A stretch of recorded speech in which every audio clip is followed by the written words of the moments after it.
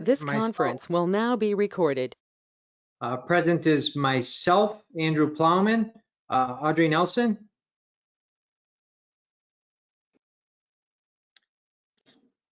Here. Sorry. Fernando Alvarado. Here. Juliasmus. Here.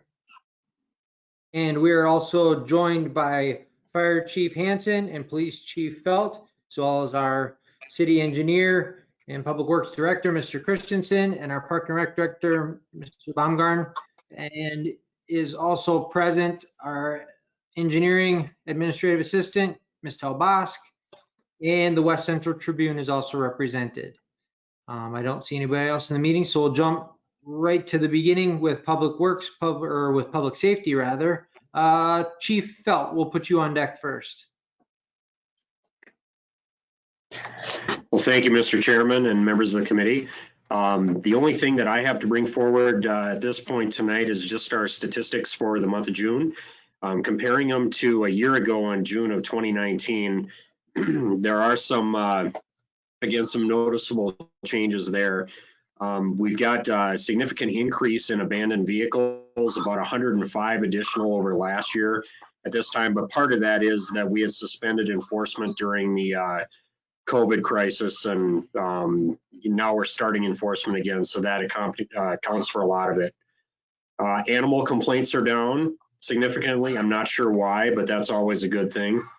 We still have an increase in disorderlies, domestics, and mental health calls. And again, we would contribute a lot of that to the COVID situation and unemployment and that type of thing that's fueling that.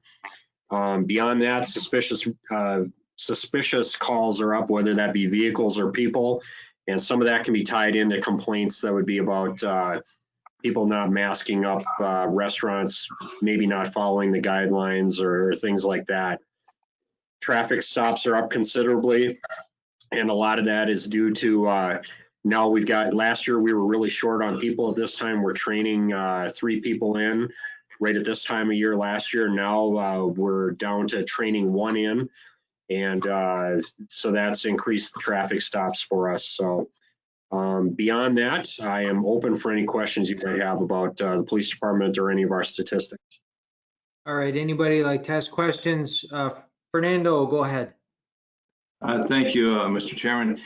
Chief, what kind of training do your officers get for handling these domestics, for like these psychological things, issues? You know what I mean? What they're tasked with so many things, they never know what they're going to get into. Some of it's mental health, and what kind of training do they get for dealing with mental health? Well, that's a good question, and thank you for asking that. You know, a few things that officers are trained on, specifically on domestic abuse response. Part of it deals with their safety, and those are especially volatile situations, and you go into a lot of unknowns there, so it's safety. Another one is the domestic abuse laws, how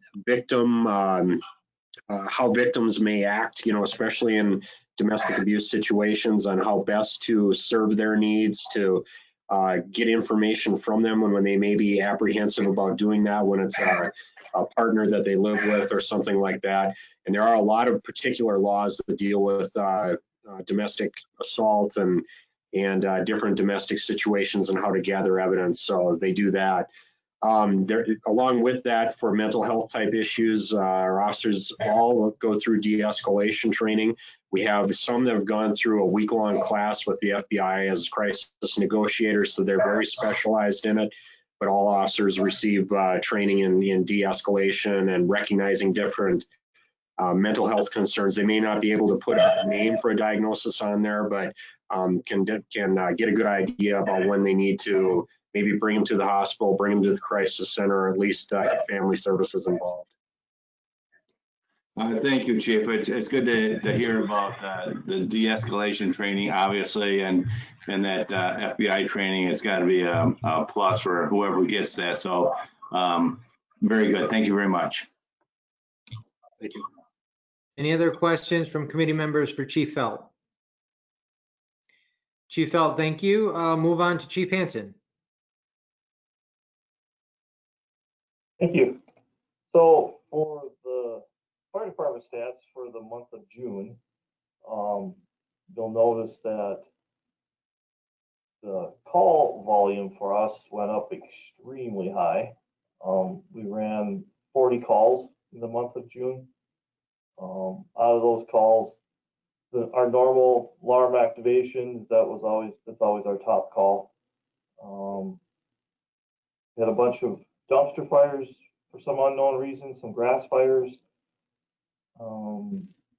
Pretty much everything else was fairly normal. We did a weather watch. Hopefully we won't be doing one tonight, but you never know the way it sounds.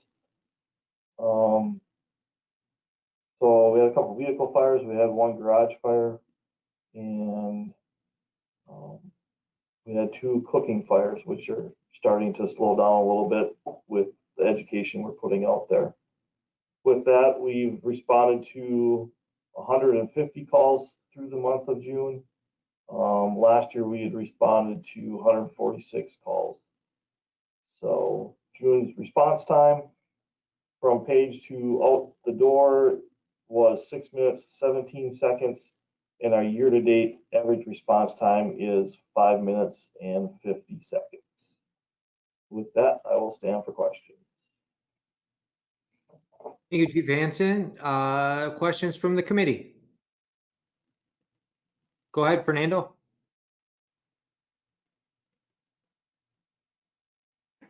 Thank you, Mr. Chair.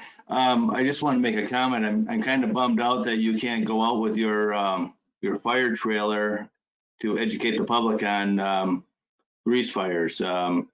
That's a great program, and we don't want people to forget how to approach those things because they can go south fast, so to speak. So I'm kind of bummed out that we can't have you guys out doing that just because of the crowd issue and that sort of thing. So hopefully next year you'll be able to do that education piece.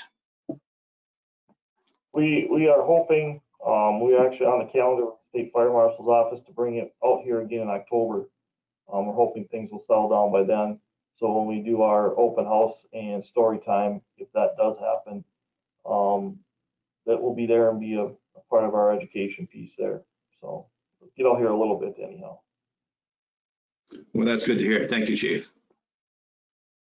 All right, sounds good. Any questions, Ms. Nelson or Ms. Osmus? Okay, I think we're good then.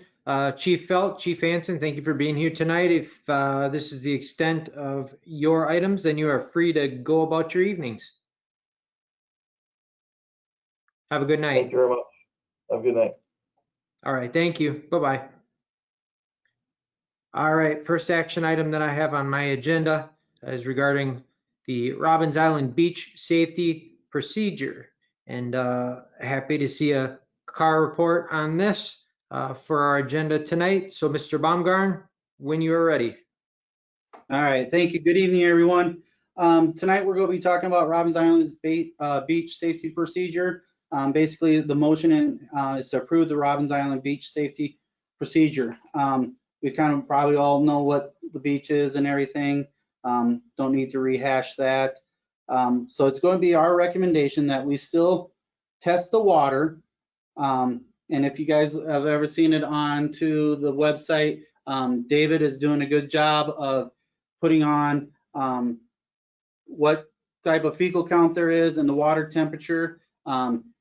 It's kind of interesting this year because if we look at the report, the highest report that we've gotten right now is 61. And that's rare for us. And a lot of it is because of a lot more activity is out there. There's not as many geese. The construction of the Four Seasons shelter helped as well because of the commotion that was going on there. So 61 has been the highest. We've had counts of 1 and 10. So getting the geese off has helped. We've also looked at other avenues as far as getting silhouettes of dogs that can spin. You just poke them into the ground and the wind kind of takes it. And so when the geese are flying over the top, they see that and then they go away. You know, probably to someone else's problem, but it's going to help out the Robbins Island part of it. So we looked at that as well. So we would still test the water, still make it publicly known. But if it does reach that threshold of 200, we would, you know, recommend not swimming. And that would be by the flag system as far as a red and green flag system. I've talked to Sarah out at wastewater. She recommended, there was a lot of information that she recommended, but then talking to Attorney Scott about some of the information that could go on to the sign, we really feel like this health advisory warning where swimming and wading is not recommended, that could be a part of the sign where it would be indicated with the red flag. So then when we looked at it with Public Works staff about the location of the sign and the flagpole, with the map that was included in your packet, the blue star is over there. It would be facing north and south, so it'd be two-sided. So the information would be on both sides, so people that are walking or biking can see that. There is a natural alley there, so it is going to be able to be viewed from the road as well. The flagpole is going to be something that we can refurbish. It was one of the flagpoles that were actually at Robbins Island by the entrance there that Public Works taken out, so we can refurbish that and then get the sign made and have Public Works install it.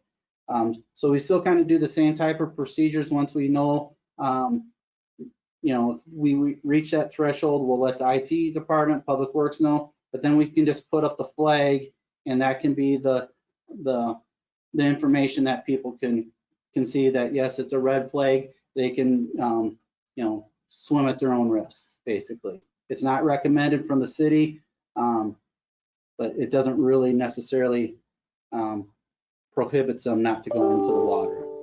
So. All right, thank you, Rob. So just a question then regarding the signage itself. I see the health advisory part containing the information or, you know, in the labeling from the Minnesota Department of Health and offering a website link as well as a phone number. I think that's a good way to do it because it lifts some of it off of the city of Willmar's shoulders and also, you know, reflects another entity higher up in which they can obtain information as to the who, what, where, when, how. But is this the final iteration of the sign, or will there be other components or other items that will be a part of the signage as well? Yeah, there'll be other parts to it too. We would add some basic beach rules as well on that sign. Just being out there doing some fourth season walkthroughs and everything like that. We've seen a lot of people coming out there, you know, like with dogs without leashes on and having them swim and all that type of stuff. So just some of those type of things, like flotation devices as well. Very similar things to what a lot of beaches don't allow. So it's just some of that information would be on there as well. Okay, so we'll be consolidating this information along with other important beach safety rules and stuff like that.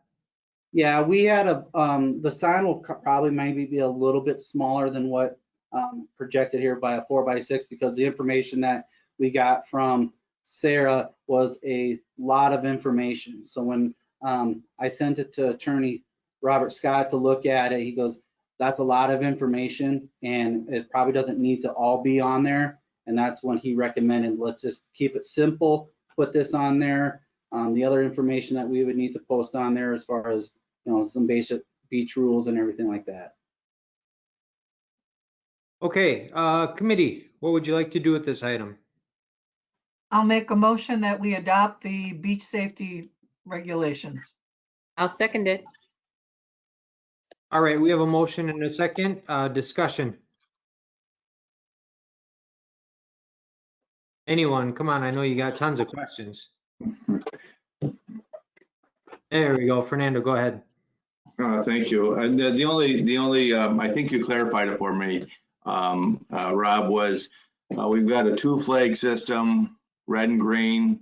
Red meaning the beach isn't open, but if they walk up to the beach, they see this yellow sign and they say, hey, it's up to my discretion, I make that decision. I think that's fine. I was a little confused initially. I didn't know whether it should be a red sign, but I think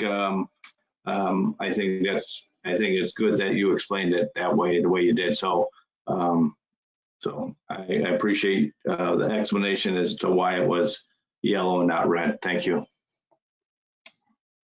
I agree with that as well. I think Attorney Scott probably did a pretty good job, and Rob, you can back up any points, but I think including too much technical information would maybe be counterproductive. I think too much of the technical stuff people might get lost in and may cause more concern than necessary. And we definitely don't want that to get lost in the public perception of what we're trying to do here.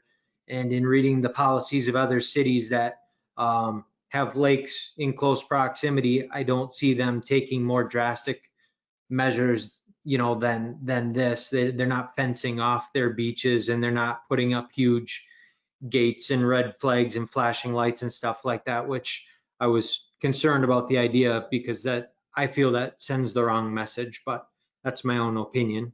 Audrey, go ahead. I just wanted to say I appreciate the fact that you're looking at some other things like the spinning dogs or some of the other things that will enhance the beach long term too, because I know that's been done over the years to look at.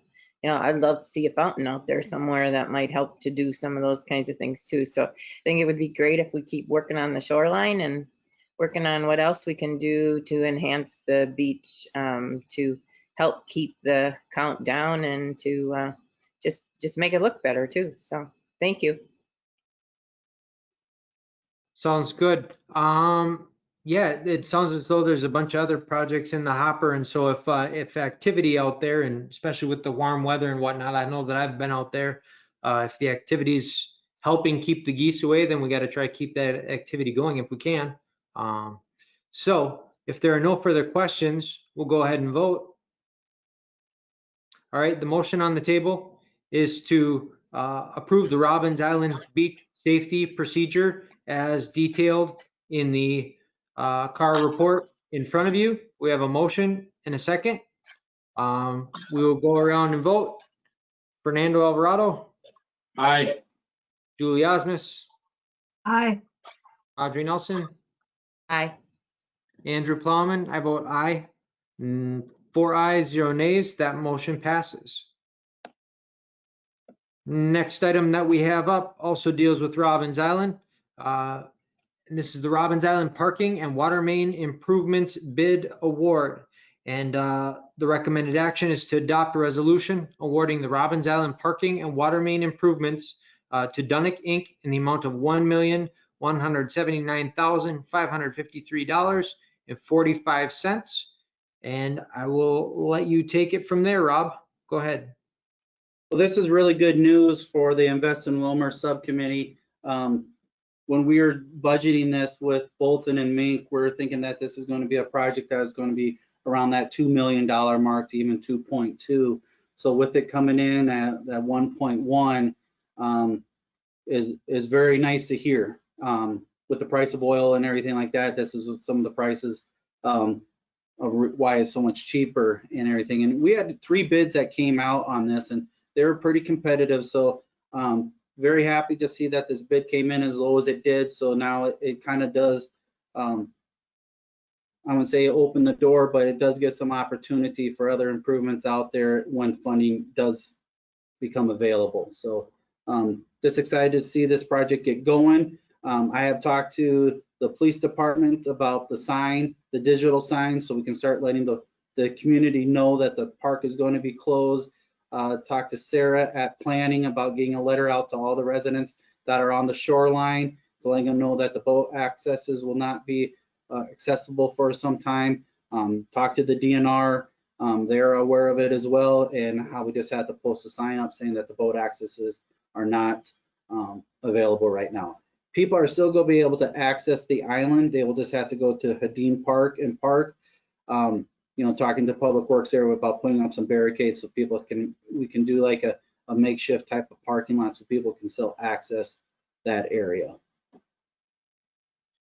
Okay, thank you, Rob. Before we go into taking any action or discussion or anything like that, can I just ask Sean and Rob about internal discussions that have taken place with our city administrator, the bid process, working through that, any discussions or concerns or, benefits, good things. What are our thoughts internally on the project? I think, from my standpoint, all the conversations I've had about it is, let's move on and let's get it done. Been very positive, and especially with these prices coming in the way they did, I think we're in good shape. I really do. That is good to hear. Committee, what action, if any, would you like to take?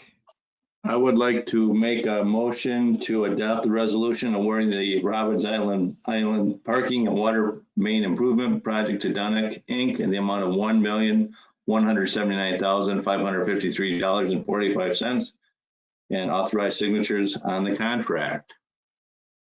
I will second it. All right, thank you. We have a motion and a second, and the motion reads exactly as it is on the report that we have in front of us. And I had a question, but I lost it for a second. So does anybody else have any questions or comments for either Mr. Baumgartner or Mr. Christensen? Go ahead, Julie. Okay, this is kind of a bounce off of our previous conversation. With that coming in so much under budget, and then the possibility then they could go ahead with their alternatives with the 2 shelters, they still have some left over, correct?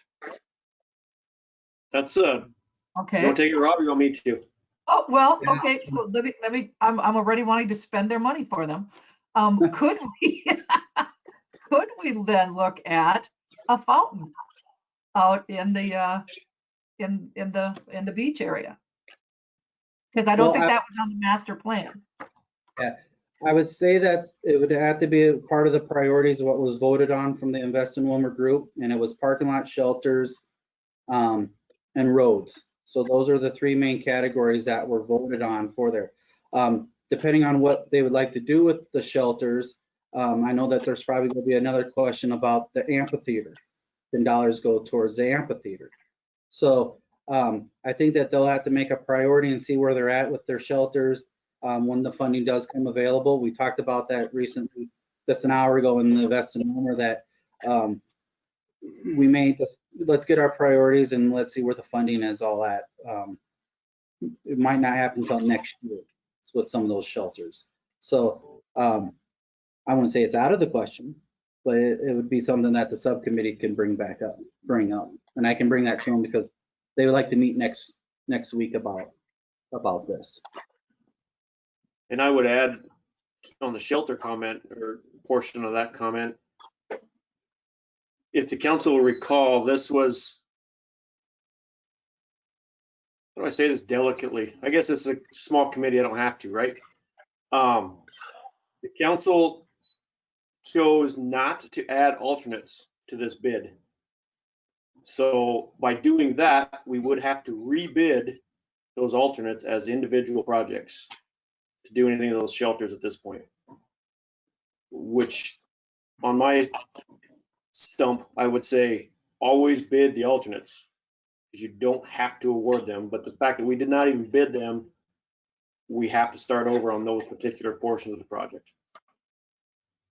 But I thought, okay, so we just had the idea, we knew that they were gonna cost 250,000 each. We just didn't bid it out. Okay. Yes, we had Ram Construction give us a ballpark idea about what to kind of replace the shelters that we have out there with some tweaks to some things to like open shelter number 1 and to Hilltop to give us an idea of what that price would be. So going into it, we kind of knew what dollar amount that we had to pay with. That answer it for you, Julie? Okay, good for now. Audrey, you're next. Go ahead. Okay, just 2 things. Rob, did you mean to say the Invest in Willmar committee on July 8th reviewed this? You have April 8th on the date of the form. I think the April 8th is I'm sorry. We didn't review, we reviewed the recommendations, reviewed the information on the bids. Is that what you're saying? You're not saying we reviewed the bids, that the Invest in Willmar committee reviewed the bids? Because we did talk about them today, but. I was Right, gonna say, yeah. don't they meet today or tonight? We talked about it, yes, just an hour ago. Yeah. So I was I just might- curious about the April 8th date in there, if that's what you meant. Yeah, I think I might have messed up on that one because I think that's when we talked about approving the dollar amount or going to the bid, so I can clean that up. Okay. Great. And just the other comment, both Julie and Rob were on the previous call, but the mayor very clearly made the statement that, you know, this was bid to do the, what they call it, flat work. And that that's what we needed to do, and we needed to wait to reprioritize and, you know, that this is how it was bid for this year and to look at it another time. So, and I think that's important that we do that. Yeah, thanks for bringing that up, Councilwoman Nelson. I too was under that impression that this is the scope of the work that we intended to take on this year at this time, given the present circumstance. So yeah, if anybody believes otherwise, speak now or forever hold your peace, because we don't want to be sitting in a meeting saying, nope, we said, or worse, having somebody else say, you said, and you know, nobody else wants to be caught in that spot. So I'm under the impression that this is where the council had intended to be at. So we should not be expecting any surprises in the upcoming council meeting, especially considering the bid prices that came back. Does anybody have any information that would speak otherwise to that? Guess not. Other questions or comments? Fernando, you have an inquisitive eye. Well, thank you, Mr. Chairman. I was wondering, I know we bid for the flat work, we bid for the roads with the idea that we would see where the bids came in to see whether or not we could proceed with the shelters. Okay, so now what I'm understanding from the discussion is that we're going to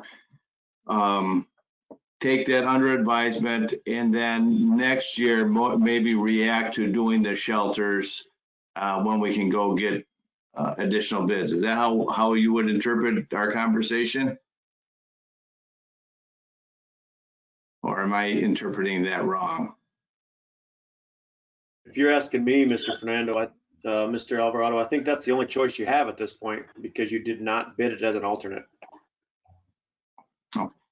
And I recall that was the city administrator's recommendation at the time. We would, the way I understood it, we would bid the road work and then see where we were at, and then we would move forward if we could. So, okay, that's all I had to say. Thank you, Mr. Chairman. Yeah, no problem. Go ahead, Councilwoman Osmus. Okay, not to totally muddy the waters, but if those bids came in so much cheaper, we were planning that the local option sales tax money would cover that 2 million of the roads. And so then they were going to wait to see how the money was coming in. Well, now we've had 2 months since kind of that decision was made, and we're seeing that the funds are coming in stronger than what had been anticipated. So other than we just, yes, we voted that we weren't going to bid it out, why can't we change our mind, or can we change our mind if we decided, wow, the roads came in really a lot cheaper, we could go ahead with the shelters this fall, they could be built in September, October, November. Why couldn't we go ahead and get those done this year? I guess myself, personally, I would, according to the conversations that I was privy to, I kind of thought we maybe split apart the projects. And maybe I'm misunderstanding the way it was done, but we almost split it apart because of the unknown variables. But I'll call on Ms. Nelson, because I believe as far as finance goes, there's probably a financial component to doing that. Ms. Nelson. Well, I think, Julie, we're back to the fundamental discussion. We had been told from the beginning that we were going to pay for the roads with cash. However, the cash needs to be used to pay for the soft costs, and we haven't talked about those, the architect fees and the other fees. And so, yeah, the figures are coming in okay right now for us to be able to do the bonding that we've talked about doing for Swanson Fields and for Robbins Island. But it was, to me, it was a hard decision. And I think you made the motion to not do the shelters this year. And so that's how the bids went out. And I think Brian carried that message forward too, that that's how we bid it. We didn't bid the alternatives. And that's what I was hearing the mayor say at the Invest in Willmar meeting too, is let's finish this project and regroup and see where we're at and see what we do next. So I think I don't think we should muddy the waters, I guess. I see we set a bid out and we got a great bid, and let's take it and see what we do next. So, but I think for now, I think that's what we said, so. Go ahead, Julie. I get that, but the bids changed, I think, the scope of what we can do. We make up that 500,000 in that bid, that low bid for the 2 shelters to get built. Just because we made that decision, why does that mean we can't change our mind because the money factor changed? And then just because we said we wanted to just do what we could to regroup and then see where we're sitting next year, we're not outspending anything more than what we had already planned on. And it's just moving forward and getting things done. I don't understand just because why we said it. We had different information at that time. And now we have more money available than we had thought. Why wouldn't we get it done this year if we could? Yeah, I see that as that angle makes sense to me. To play devil's advocate, I can also see the argument coming back. But when we changed this idea to do it this way, we didn't just change it saying, if the money goes this way, then we're going to do this. And if something else comes back with the money, then by default, we're going to go ahead and do that. I think we almost changed up the process when we were doing that, but that might just be my impression. Audrey, you had your hand up again as well. Yeah, just having sat through the Invest in Willmar, and Julie and Rob, you were there. This discussion took place there and it was shut down there. That, this is the way we bid it and this is what we plan to do this year. And if it needs to go back through the committee structure and back through Invest in Willmar to see what we're going to do next, that's fine. But we're working on Swanson Fields and with that. So I'm not disagreeing with Julie, with that, but it's not how we did it. And it's where we're at now. And I think we should be thankful that we have this bid and accept it and go back through the process with that. I think it's a different subject than accepting this bid right now. So. Yeah, thanks, Audrey. And I somewhat agree, although I can see Councilwoman Osmus, I can understand, the fact that bids came back, so they came back where they were at, and we know where we're gonna wanna be. We know where we wanted to be prior to all this. We know where we want to be in the future, and you're going, let's take advantage of these things that are working in our favor right now. And I get that. I'm afraid that if we just go ahead and move on it or try to jumpstart it just too quickly, that there may be a little bit of backlash from that. Rob, your thoughts? I think the big thing to do with the shelters and everything is have the subcommittee group prioritize what they think that needs to be done. And some of that discussion will happen on this Gui Shelter question or discussion item that we have next, because that kind of plays a role into what they may think that the shelters should look like as well.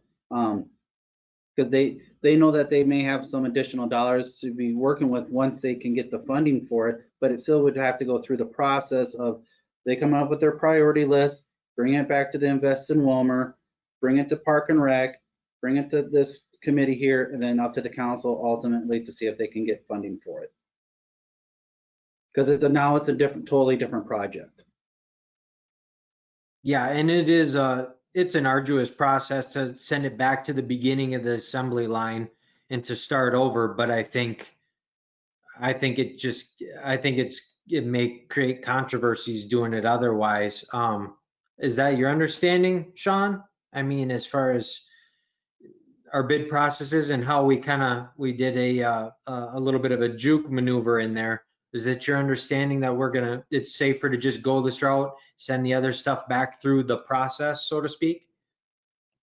Well, the reality is that's the only choice you have at this point, because there are no bid numbers, only estimates on those alternates. When those alternates were removed, that's the only choice you got, is that it will have to be in a separate project. So really, I mean, the only action, I mean, if we were going to take action, we could take action and direct staff to proceed with preparing some sort of proposal or something like that, but that would be circumventing a lot of committee structure and setting us up for a lot of interesting discussion. Yeah, that's correct. I'm not saying that we supersede all the other committees and that it doesn't go through Invest in Willmar and everything else. I just am opening up the conversation with the information now that this bid came in so much cheaper, which is now in front of Public Works, Public Safety, that it go back, that maybe we would change our mind. Yes, we made that decision, but I still don't understand why that means we can't change it. If somebody came forward and donated $2 million to go towards Robbins Island, just because they liked it, we wouldn't say, wow, we already, made a decision this year that we weren't going to go forward with anything. And that was a plan B. Just because. Okay, so for anyway, clarification though, when you're saying we, you're not meaning like us talking here right now. You're talking about like we as the whole body of people making changes. The council decides we are, despite what we voted on, a month and a half ago, that we now would say go ahead with those alternatives. And okay. No, you're good. I think I understand what you're saying. I'm guilty. When I heard you say we, I thought you meant like we, like us right here, like take some sort of action. And so there I went, whoa. I pulled the reins just a little bit. Sean, you like that one. Rob, go ahead. I believe that's why the group is going to meet next week to try to get that plan together, to go through the process, to get it out to the council, to see if they can get approval to do this. Now, that's going to be a council's decision to say yes or no to that, but at least the priorities will be set about what they would want to have be done with the shelters, etc. out there. Could the council change their mind? Yes, but it's got to go through the process, making sure the funding would be available, and if we can do it. Because they saw that too, is that, oh geez, we got a lot more money now. What can we do with it? And the next thing on their mind was the shelters. And of course, they want to get it done now, but going through the process and everything like that, they may have to hold off a little bit on it. But I know that that's what they're going to try to propose as a recommendation to get those shelters done. Okay, thanks, Rob. Mr. Christensen, you go ahead first, and then Fernando, you can immediately follow.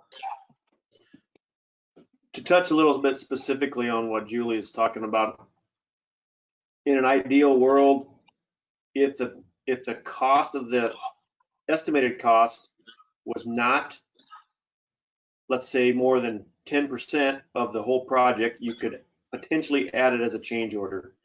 This comes out to about 22%, so that doesn't work. So anything that would be added to a project that adds that much, to a bid project that adds that much, would have to be rebid at that point anyway. Okay, Fernando. Yeah, thank you. What's the time frame to go from the Robbins Island invest in Willmar committee to Public Works, then back to the council. How long, I mean, how quick a turnaround could that be? Or, you know, I understand Rob is saying that they're getting together next week. We're getting together next week. Is it, I don't want to use, what's our time frame there? What's our possibility? Rob, that's all you. So to have it go through all the process and it needs to go smoothly, it wouldn't be able to get to the Park and Rec board till August 19th. And so then it would be able to go to this committee on the 19th as well. So it would not go till September before the council.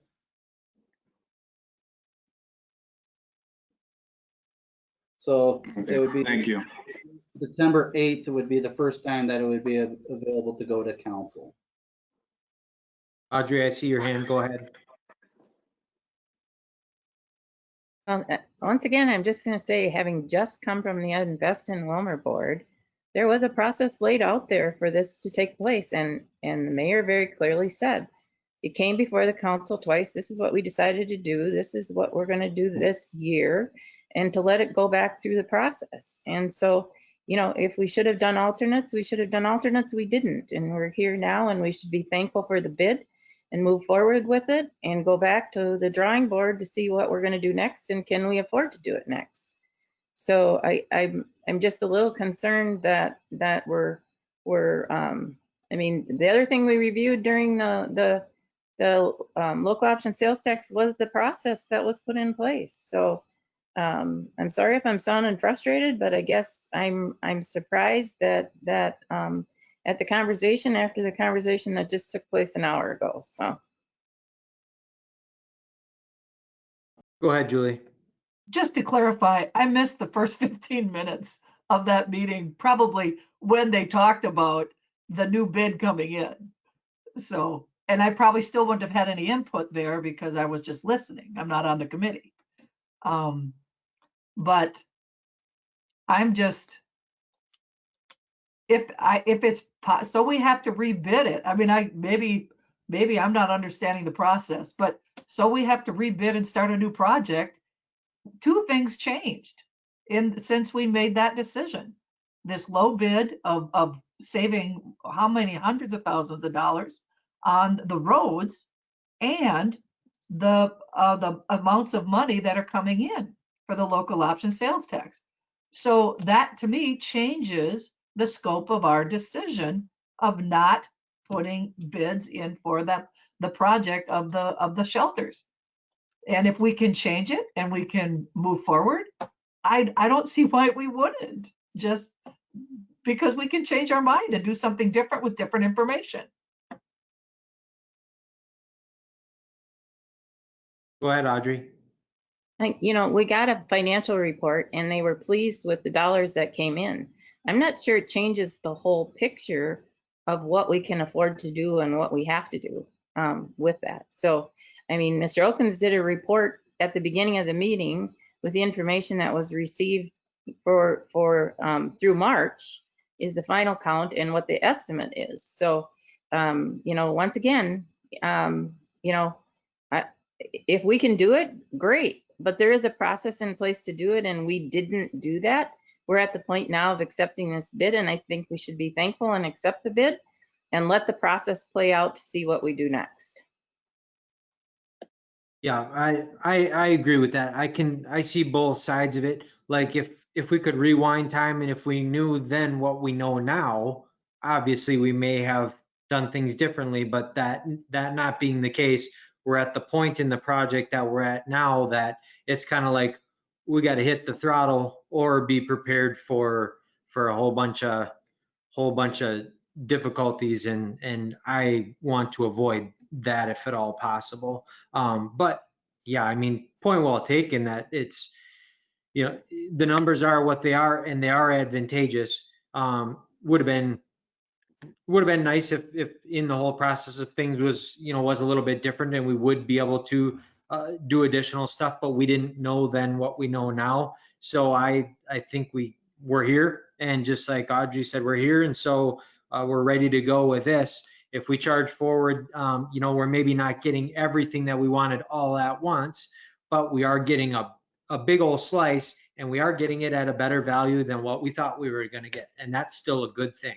That's a great thing, because that means we'll have more to work with later on. So I can see both sides of it. It's just, I don't see that, like Mr. Christensen said, I don't see that we have options, at least at this point, like today, and then moving forward in the coming weeks. Go ahead, Julie. I can appreciate that. Very thankful for the low bid. As far as causing trouble, I would think that the Robbins Island Committee would be thrilled if they knew that the city council might change their mind and allow the bidding process to go forward for that project. I'm sure they were frustrated with us when we voted not to have it go forward. So I don't know who would have heartburn over going ahead with that project. I think they just need to know that we might actually entertain the thought of finishing it this year. Maybe I'm And wrong. I agree with that, but in the same breath, I've gone to city council meetings where I thought everybody was feeling fine, and apparently others had heartburn, so to speak. So, I mean, I think it's almost inevitable that if you switch up something, yeah, I would think that everybody would see it as a plus. But again, if it deviates from exactly how we discussed it, I back up just a couple steps and I go, I don't know that I'm gonna take any formalized action until that starts again at the ground level, or at the grassroots level, so to speak, where the other stuff started and where we brought this particular piece back to. And like I said, not trying to make such a huge deal out of it, but go ahead, Ms. Nelson. I think the other thing to look at too is that when we were looking at the alternates, we weren't sure we were even going to have $500,000 to do 2 shelters. Well, now we have $1 million or so. So should we do the same shelters? What should we do with the money for Robbins Island? I think you go back to the drawing board to do the right thing long-term for Robbins Island. And the amount of money that's left over is totally different than what was being proposed in those other bids. So, you know, what do we want to do? I think it's back to the committee to figure out what's the best thing to do and when can we do it? And thank you, Councilwoman Nelson. And the thing is we could find out too that it does go back, and maybe they come forward with the exact same thing that you're advocating, Councilwoman Osmus. Maybe that's what they're saying. Maybe they are saying push that direction, and then it comes to the council, or it comes up in that manner. Or maybe exactly as Councilwoman Nelson said, maybe when it goes back and comes back from the grassroots process, it may look different. The size, scope, all that stuff can change. I guess this presents opportunity for that as well. We may end up with a better final product because of it. So it may be a blessing in disguise, but one of those things we'll have to wait and see.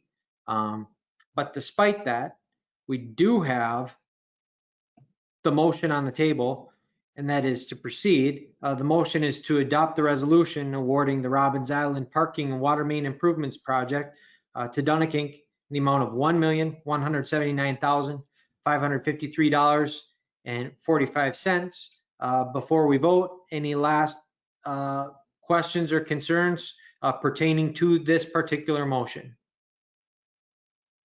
Okay, we'll go ahead and vote. Councilman Alvarado. Aye. Councilwoman Osmus. Aye. Councilwoman Nelson. Aye. Councilman Plowman votes aye. That's 4 ayes, 0 nays. That motion passes, and it passes along with a bunch of good discussion too. Good job, guys. The next item that I have immediately following this is still in the same wheelhouse, I believe, and that is the Gui Shelter.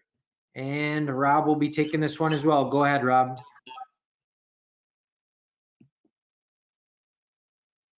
You're on mute. Yeah, start over. Sorry There we about go. that. No All right. problem. Before the Four Seasons shelter was built, Guri and Dreesen was our most popular shelter at the island being rented. It's probably got the biggest square footage. It's right around 900 to 1,000 square feet. The roof was replaced probably about 5 or 6 years ago. But when we're talking about the road project and everything, it's been discussed, what do we do with the Guri and Dreesen building? So talking to Jared with Bolton and Mink, if we look at the pictures that I sent you, you know, where that bush is at, the very first one, that's the main entrance into that shelter. Okay.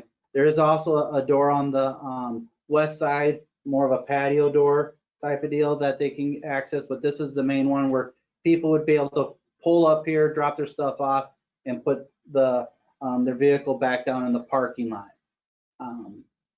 So with that being said, where the road is coming, it's going to be roughly between 25 and 30 feet away from the Guri and Dreesen building.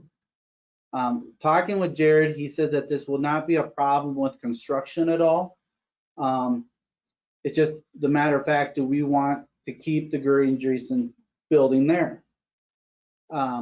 So with the discussion that we just had with the dollars, this will be a question mark that the subcommittee may have.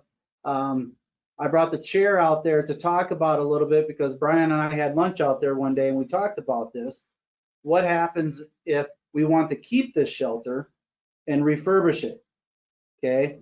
And instead of having the entrance on the south side, does the entrance go to the north side? So it can overview the playground. So if you kind of just keep on looking through the slides, you can see that there's some wear and tear on the building. It needs to be updated with the windows, the doors, and everything. And so we had an estimate to come in that Kurt Hine, our project manager, went to Perkins to kind of give an idea of what it would cost to refurbish this inside and out. And so it would be roughly about $80,000 for material to redo this building. And so that might be something that the subcommittee will look at doing, is do we keep that shelter or not? So, and that's kind of just a discussion point that I just want to talk about, because do we go out and advertise it for bids? To sell it? Do we, do we demo it if we deem that we don't want it?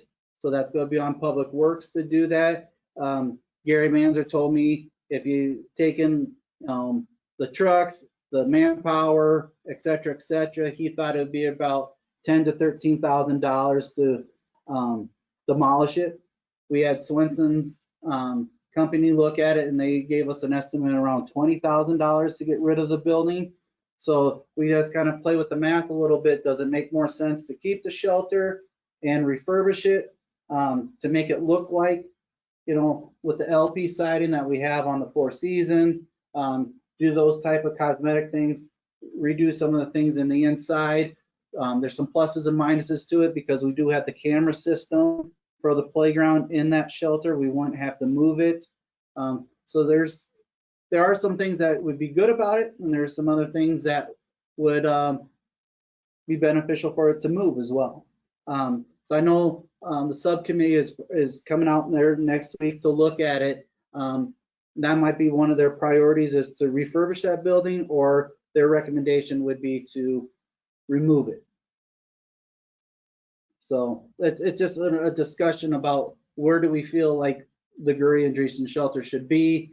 On one of the slides towards the end, I think it's slide number 9, you'll see the tree and the fire hydrant and the propane tank.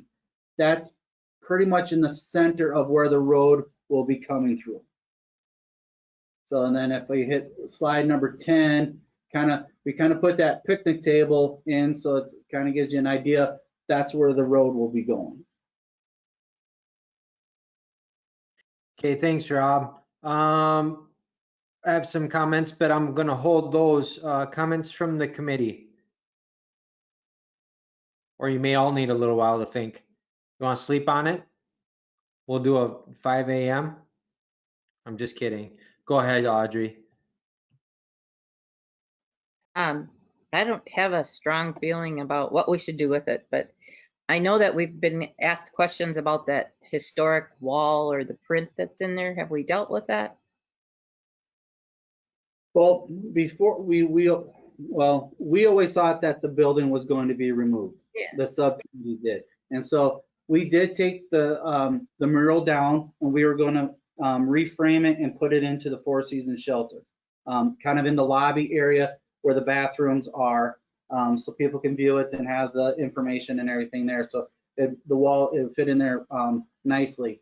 Now we don't know what we'd want to do with it if we kept Guri. If we kept Guri, then we would want to keep the mural in there and all the information into the Guri shelter. So it's kind of on hold right now. Okay.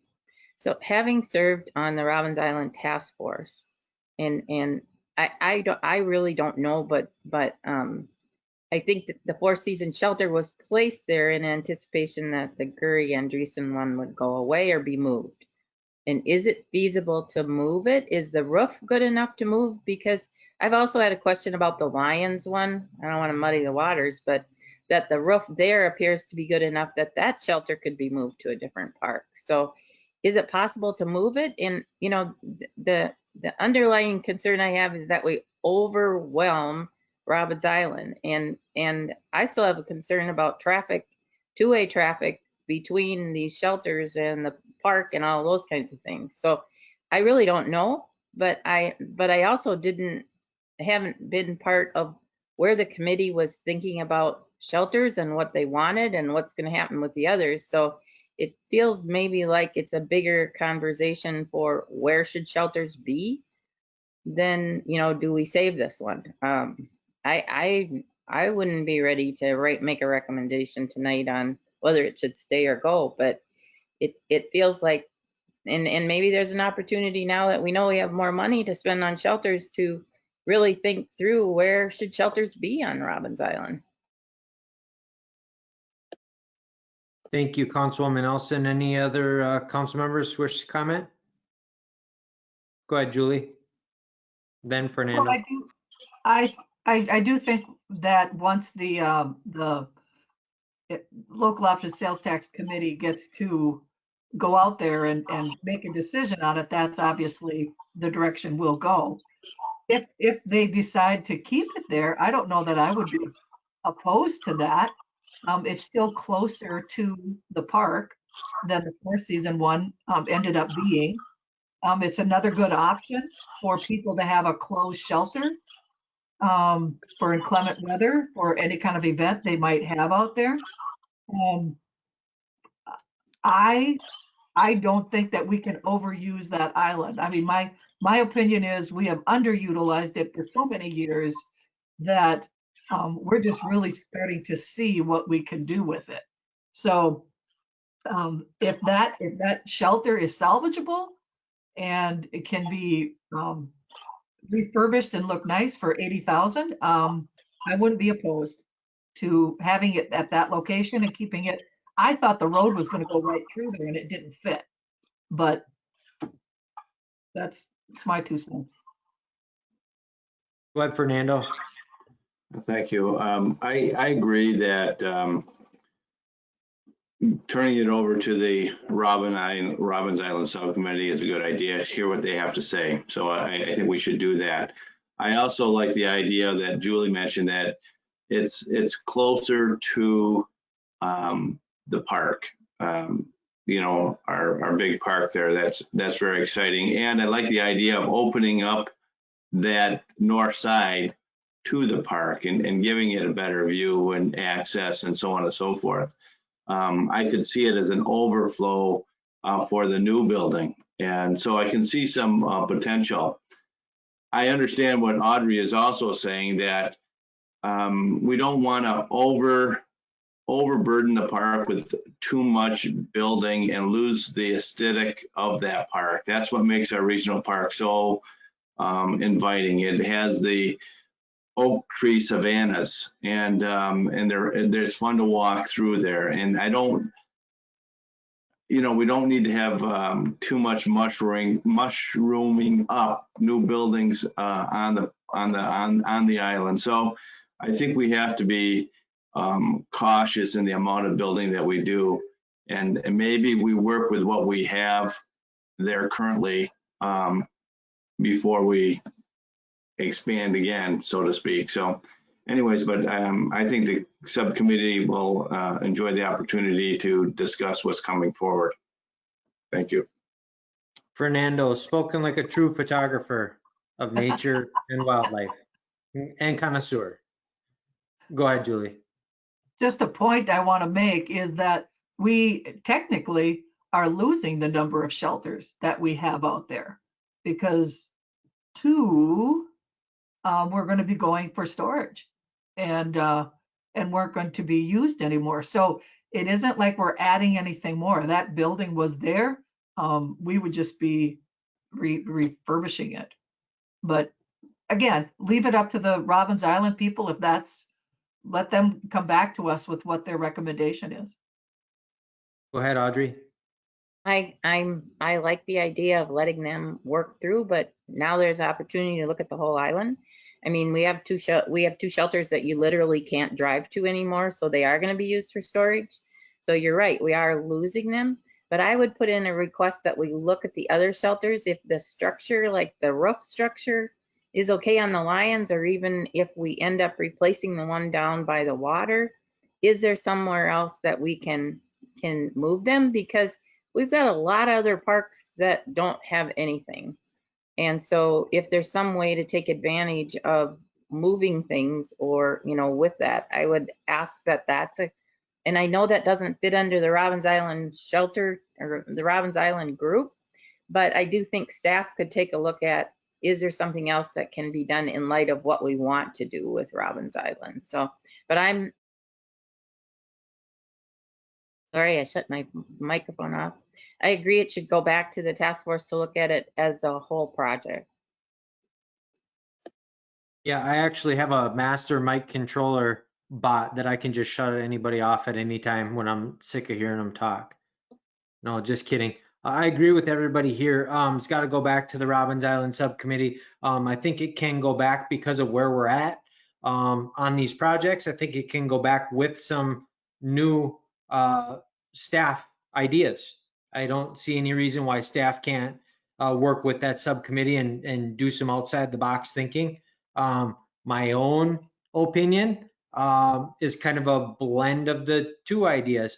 I like the Gui Shelter as a structure, and I think the Gui structure could be useful and would be useful at Robbins Island, but not in its present location. I think its present location is in too close a proximity to the main items there, and that would be the beach, the new Four Seasons, and the destination playground. I think you got this jumble in a very large area. I think you have this jumble of what would be main spaces. So I'd like to explore the idea, if I had the chance to air the idea out, which maybe staff would do for me. I would like to explore the idea of refurbishment, but also moving the structure maybe to a different area of the park. And if you're going to be doing some refurbishing, following a move is the perfect time to do that. And if you're not, I think the structure could be moved easily enough. And the cost of demolition versus the cost of moving, I think they kind of cancel each other out. So if you could have a structure at the end of it, it would stay on the books as an asset. Julie. I think Sean is being real patient with us. I thought the whole issue, I thought the whole thing about that shelter was it's been moved 4 or 5 times and they didn't think it would survive another move. So if they could do something to it where it's at, I thought that was probably the only answer for that building. Nobody told me that. You can move anything. It's not my problem to make sure it stays standing once it gets there. That's engineering.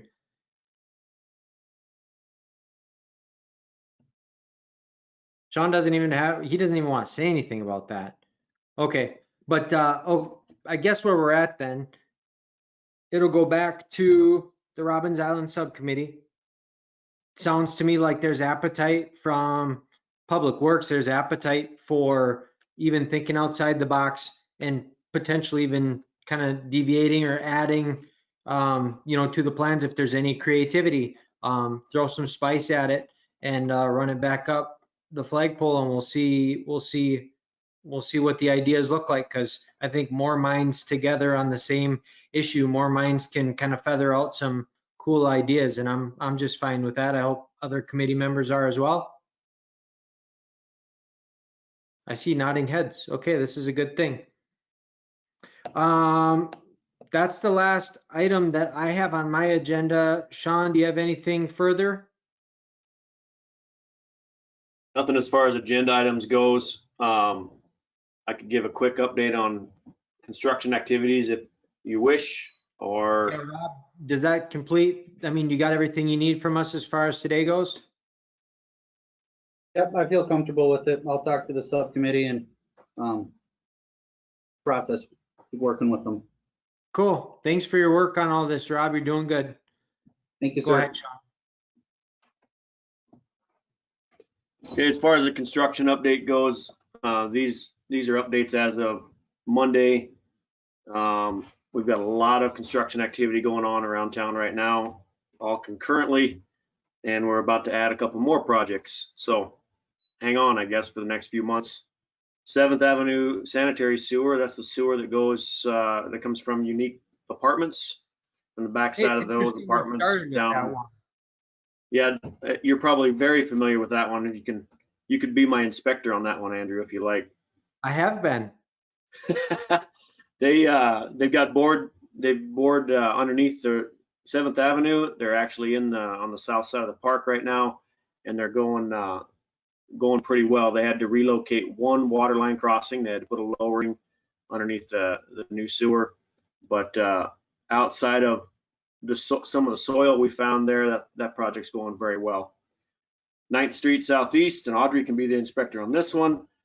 We are trying to get it as drivable as possible, especially on the weekends. It is progressing. They are on the second phase of that right now with the deep sewers. So they're at the intersection of 14th Avenue.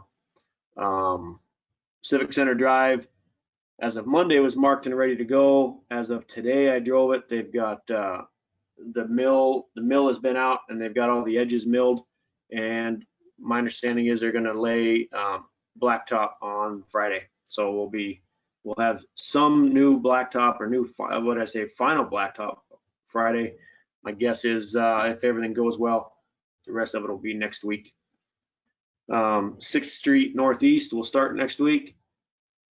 The Trunk Highway 12, the water line that goes from where we ended last year near West Central Steel out to County Road 5. We actually bid that project on the 17th. So that one is coming up quickly. And 1st Street is planned right now to start near or around the 27th. So our proposal or our guess there is that the crew will leave Civic Center Drive when it's done and start on 1st Street. The Dorothy Olson Aquatic Center, we had to have the leak detection contractor come in and figure out where our leak was generating from, because it was not where we thought it was. Turns out it's in the stainless steel troughs around the pool in at least 3 of the corners.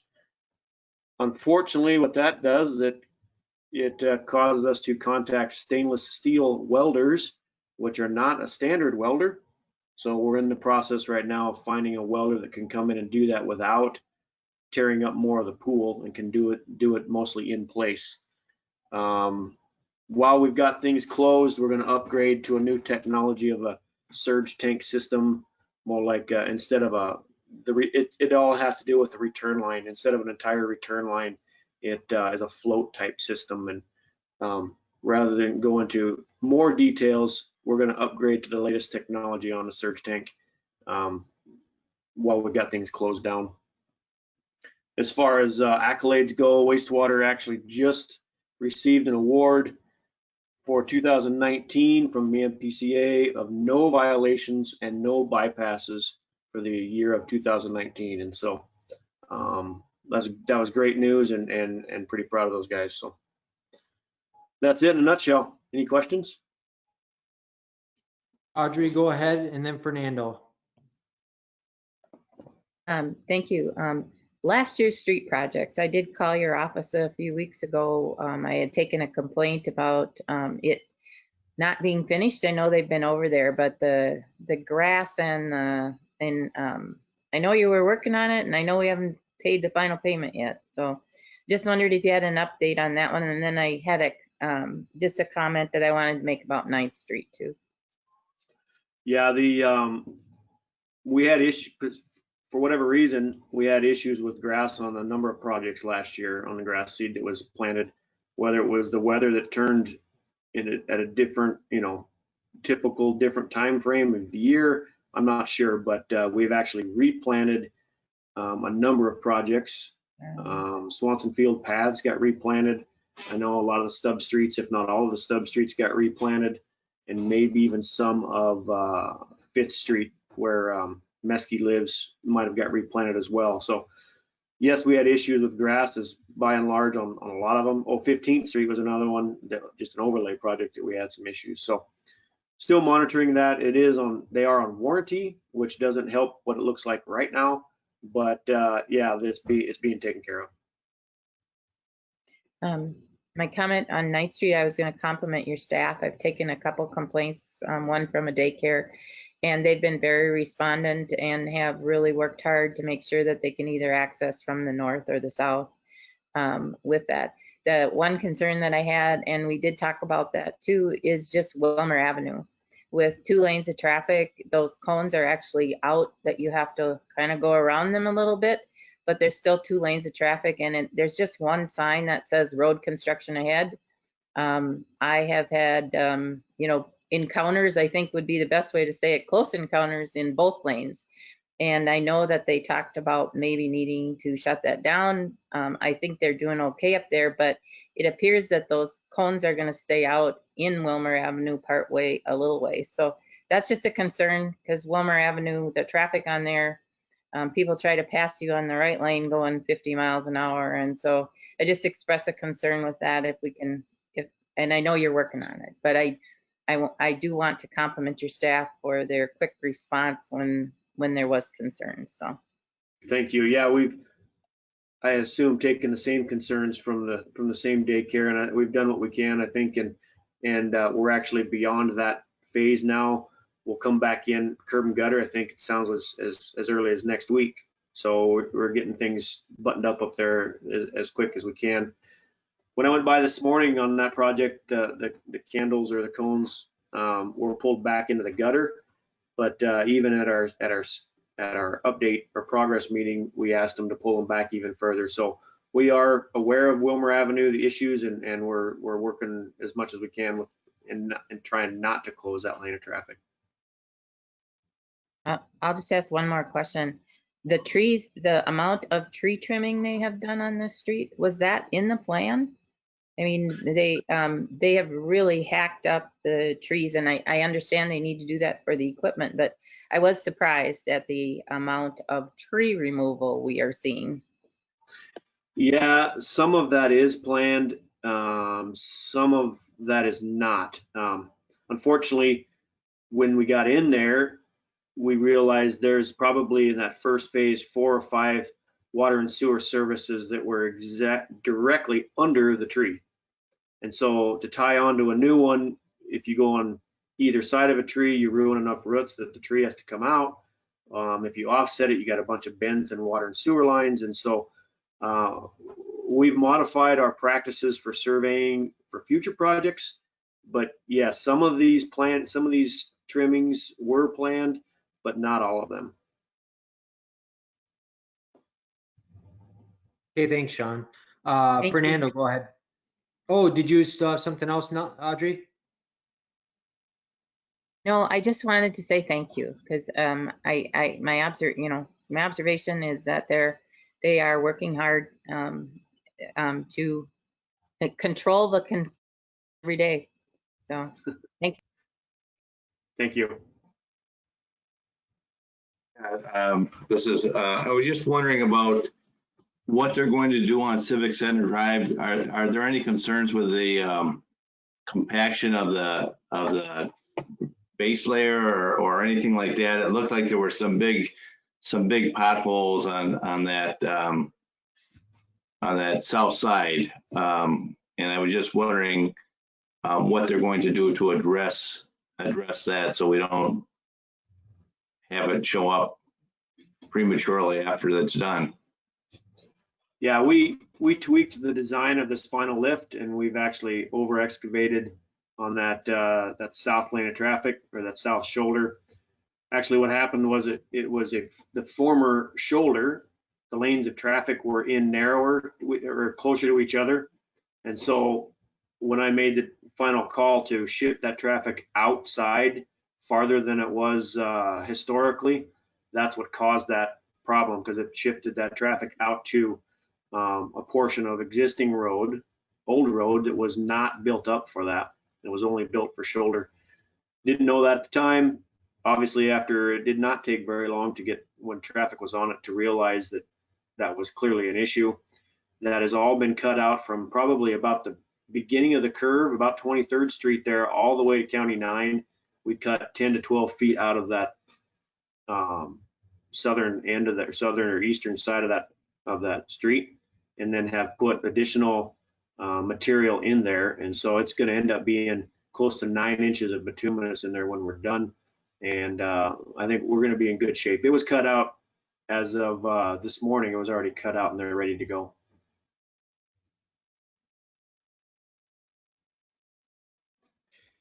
Thank you. Yeah, and just let's see, North County Road 5, it looks like the county's making fast progress there because of the hot weather. They went 1 lift, 2 lift, and now they're back up to grade with the additional lane that's going to be on County Road 5 in front of the new apartment complex there. So they're making hay while sun shines. And then the other thing was a question for you, Mr. Christensen, regarding the 7th Street project that they're doing. That curve, and what do they do in the event? And this is a general question. I don't want it to make it seem like it's just because it's the egress for my neighborhood, but I think it's a legitimate question. So the pavement in that region was already getting really torn up and choppy as it is. What happens, and they're doing a really good job. Land Pride's done a really great job to keep it. I mean, they got big, heavy equipment in there and a lot of it. And so it's surprising that they can actually even get any traffic through there at all, but they've actually done a fairly good job. So kudos to them and to the city for making sure that that was going to continue. But I can only imagine now when they are past that point and when they're back up into the park and then working their way north, there's been a lot of heavy equipment on top of that section of roadway that's already really chopped up as it is. What do they do, or what does the city do? What's the policy for, I mean, if a section of road gets beat up so badly that it needs repair, what do they do? Well, in that situation, in fact, we actually got a call. Somebody got a call on that today and forwarded it to me about repaving 7th Avenue. What'll happen? Yeah, I promise. I was suspicious. No, they. My assumption with that will be we'll evaluate it when the project is done, especially after one more freeze thaw cycle, and see what that looks like. And if it has beat it up pretty bad, we'll probably add it to an upcoming improvement project, and maybe sooner than originally anticipated. In the meantime, and thanks, I appreciate that, because that makes the most sense to me. In the meantime, let's say that there were like, such large chunks of asphalt missing that you could actually see base material underneath that, like it was an actual roadway hazard. What would be the immediate, maybe not a full resolution, but what would be the immediate way to address that? Yeah, our crews are out daily right now with with a trailer and bituminous. They're patching everywhere in the city right now. And in fact, they were on 4th and Minnesota, I think, yesterday or something. I ran into them. And so we'd send our crews out there and patch it so that it bring it up to the surface, which in reality is, if the base is good enough, we would only do that for an overlay anyway. We would, cut out and patch the bad spots and then overlay it once. So we'll evaluate it when all the crews are gone and after traffic's opened back up on it, and probably receive some more complaints and then work with it then. Well, I always thought that a lot of my neighbors in the adjacent neighborhood just had no idea who I was, and now I realize they've been ignoring me this entire time because I've talked to more of them in the last week than I've ever talked to in the last 10 years since living here. So I don't know if that's a good thing or a bad thing, but I try to be a good neighbor. But I just was curious what happens when a road gets pounded up, and my assumption was that it would be, and I told them the city isn't going to leave these large gaping holes in the street. That's just, right. We don't want anybody to wreck or to blow a tire or anything like that, especially following construction. So, right. Okay, cool. Well, we got a pretty good rundown. It seems to me like the weather has been in our favor for construction projects so far. Like oil prices have been in our favor for construction projects, and like we're steaming along. No pun intended, but pun intended. Any items that people want to see on our next agenda? Okay, if you don't have anything right now, feel free to email me, email Sean or our admin assistant, Ms. Delbosque, and we can get it on a future agenda. Anything else that anybody else has for us tonight? Okay, with that, I would entertain a motion to adjourn. So moved. Oh, Yeah. second. All right, we are adjourned. Thanks, everybody. Have a good night. Thank Bye. you.